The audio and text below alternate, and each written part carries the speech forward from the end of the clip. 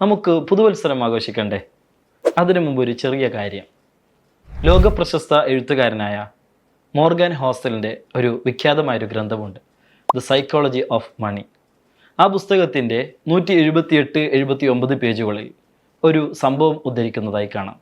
അതായത്, ലോകപ്രശസ്ത ശാസ്ത്ര പ്രതിഭയായ സ്റ്റീഫൻ ഹോക്കിങ്ങിനോട് 2004 ന്യൂയോർക്ക് ടൈംസ് നടത്തിയ അഭിമുഖത്തിൽ ചോദിക്കുകയുണ്ടായി, 21 വയസ്സായപ്പോഴേക്കും മോട്ടോർ ന്യൂറോൺ എന്ന് പറയുന്ന ഒരു പ്രത്യേകതരം രോഗത്തിന് വിധേയമായി താങ്കൾ ശാരീരികമായി വളരെ തളർന്നിരിക്കുമ്പോഴും തങ്ങളുടെ ശാസ്ത്രീയമായ കണ്ടുപിടുത്തത്തിലൂടെയും രചനകളിലൂടെയും ലോകത്തെ അതിശയിപ്പിച്ചു കൊണ്ടിരിക്കുകയാണല്ലോ എന്ന് പറഞ്ഞപ്പോൾ സ്റ്റീഫൻ ഹോക്കിംഗ് പ്രതികരിച്ചു, സത്യത്തിൽ 21 വയസ്സായപ്പോഴേക്കും എൻ്റെ എല്ലാ പ്രതീക്ഷകളും അസ്തമിച്ചതാണ്.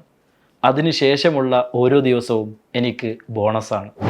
സത്യത്തിൽ നമുക്കും ഏറെ ചിന്തിക്കാൻ വക നൽകുന്ന ഒരു വാക്കാണ് സ്റ്റീഫൻ ഹോക്കിംഗ് ഇവിടെ നടത്തിയത്. അതായത്, ശിഷ്ടമുള്ള ജീവിതം ആഘോഷിക്കുകയാണോ നമുക്ക് വേണ്ടത്?